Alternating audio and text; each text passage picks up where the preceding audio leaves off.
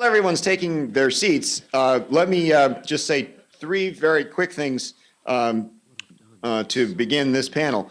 The first is that I think it's all appropriate to, it's appropriate for all of us to acknowledge the person that has really brought us here together and to which we owe so much for this conference, and that's Mike Rappaport.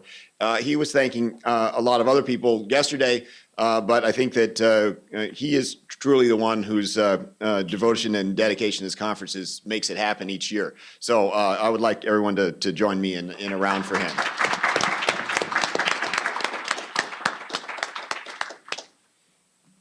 The second thing I'd like to say is that on my own behalf, as part of my other hat that I wear here at the law school, which is the Director of International and Comparative Law Programs, I'm particularly pleased to see that we have a couple of comparative papers this year, which is a bit of a new direction for us, and I think a very promising one.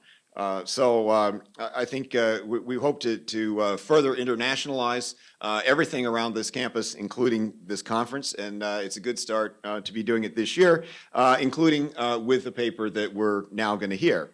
So the third thing I wanted to say is that that this paper we will now hear is by Alan Hutchinson, who was not able to be with us as much as he wanted to, and he sent his apologies for not being able to make it.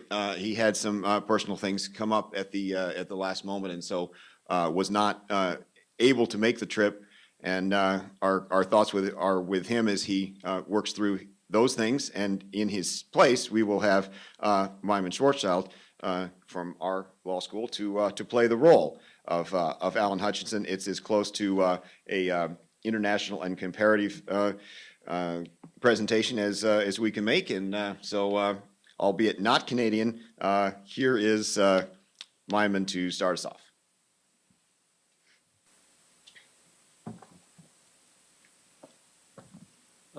Thank you, Mike. Actually, I spent time in Canada as a kid, in Montreal, which might be just about the only thing that Alan Hutchinson and I experientially or ideologically have in common. This is a little bit reminiscent of Hamlet without the prince, and I suppose I'm a little like Rosencrantz, or is it Guildenstern, trying to substitute for a moody and not always completely consistent prince.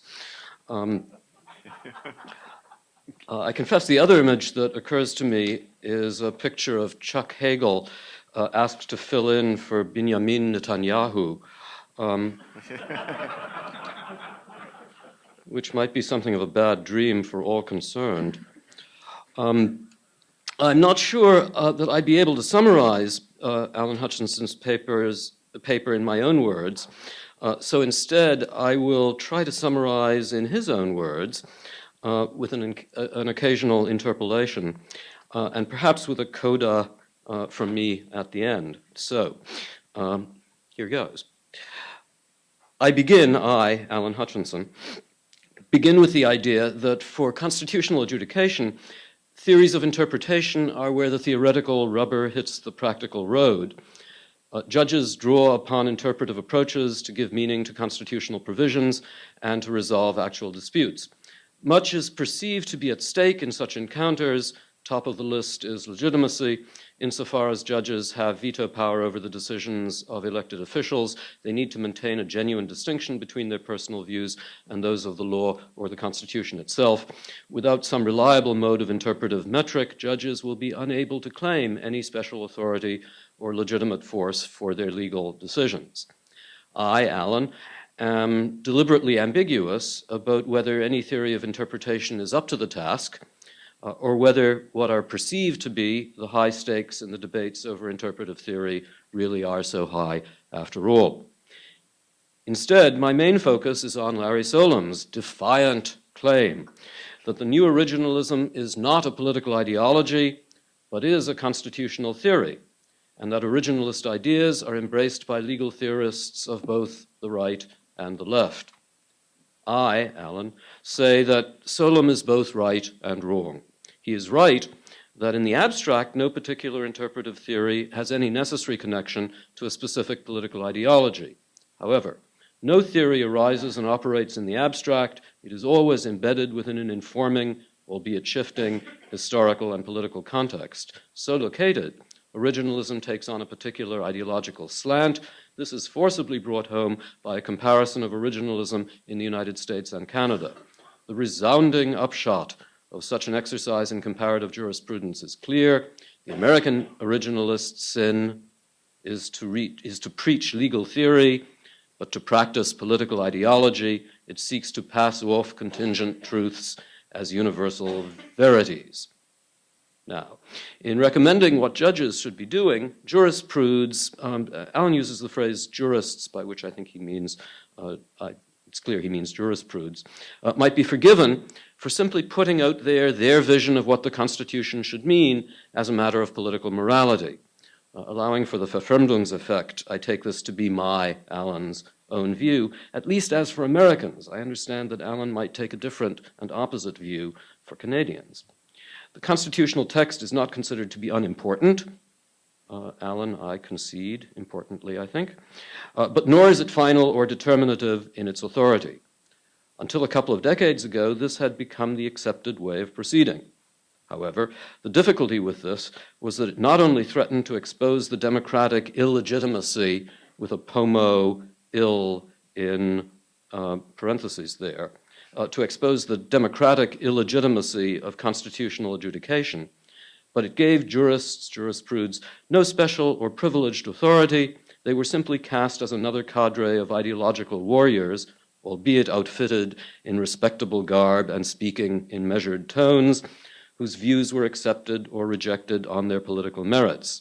Some jurists decided this was no way to proceed. It devalued their academic standing as much as it failed to win the constitutional war. Hence, rather than simply put forward a proposal for what would be the most appealing and just way to think about the Constitution generally and its specific provisions at any moment in time, the originalists offer a theory of constitutional interpretation. They seek to claim the high ground of truth and objectivity in seeking to capture the lower turf of constitutional politics. The originalists, to be sure, are a motley crew. But their uniting credo is the belief that the Constitution did have a meaning when it was introduced, and that such meaning should still govern judicial review today. In his contribution to constitutional originalism, Larry Solem, offers a very specific account of what should count as an originalist approach to constitutional adjudication. He has little tolerance or sympathy for other originalist approaches, which he considers both unworkable in actual practice and unjustifiable in normative theory. His own theory, what he terms new originalism, is based upon 4 precepts, numbers 1 to 4, which Allen, summarize appropriately enough on page 4 of the paper. With sophistication and dexterity, Solem expands on these precepts. He makes a strong case for why this particular vision of originalism is to be preferred. It possesses the necessary objectivity and stability that can offer a solid and dependable theoretical foundation on which to build a viable practice of constitutional adjudication. Although he insists that lower courts should abide by precedent, even those that lack or fly in the face of the original meaning, he is content to state that the original meaning acts as a substantial constraint on constitutional doctrine, but the constraint is not absolute or indefeasible. Avoiding an overly dogmatic stance, Solem is at pains to emphasize that his new originalism is not intended to lead to a formulaic or rote application of the Constitution's original public meaning. He rightly acknowledges that there is constitutional underdeterminacy and that there is no uniquely correct answer for all constitutional questions. Relying on a crucial distinction between interpretation and construction, he posits that once the original public meaning of a constitutional provision has been determined, interpretation, there will still remain the fraught task of applying the interpretation to the facts at hand, construction. Adopting a broadly Hartian, open-textured approach to law and language, Solem concludes that what is important is that originalists agree on the contours of the construction zone and that they are constrained by the original meaning of the Constitution, not that they share a unified approach to the proper methods of constitutional construction inside the construction zone. Nevertheless, Solom's capacity to demonstrate that this construction zone is not too broad in scope, nor too much a free-for-all in operation, will be essential to his originalist defense. Now, time is running out.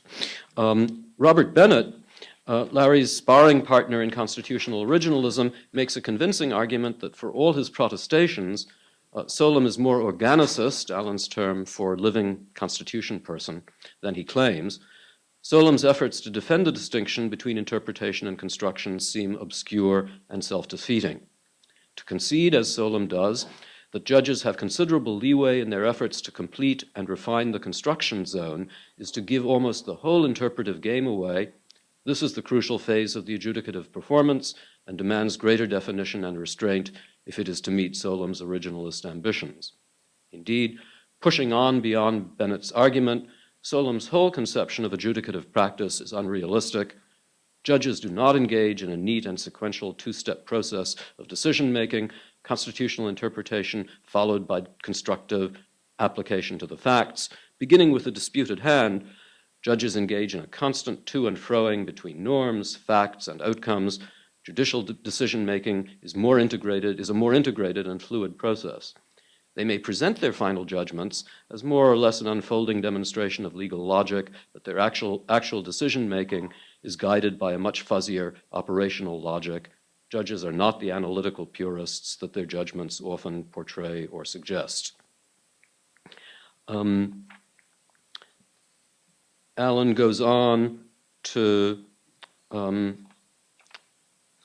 grapple with Larry Solom a bit using the District of Columbia Heller Second Amendment case as an example on page 12 of the paper. I won't summarize his criticism of Larry there beyond suggesting that Larry's view is that Allen's view is that the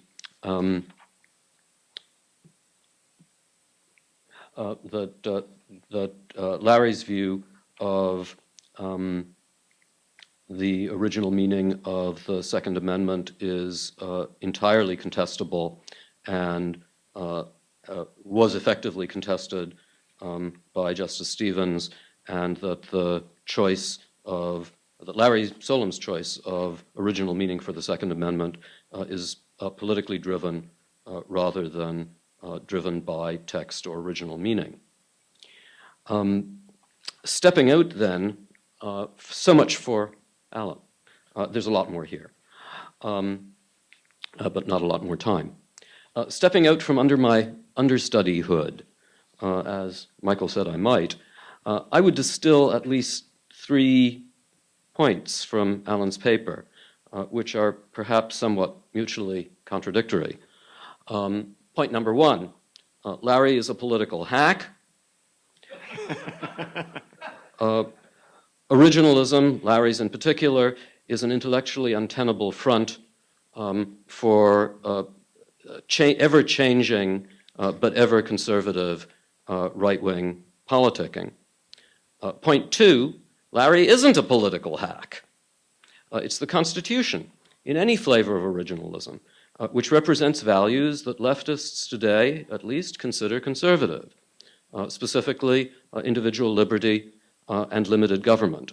And the comparison in the paper is to Canada, where Allen makes the case that an originalist view of the Canadian Constitution, adopted in 1982, would take on in political coloration, a much more leftist hue, that the Canadian Constitution was propounded by Pierre Trudeau and his cohorts, who were statist and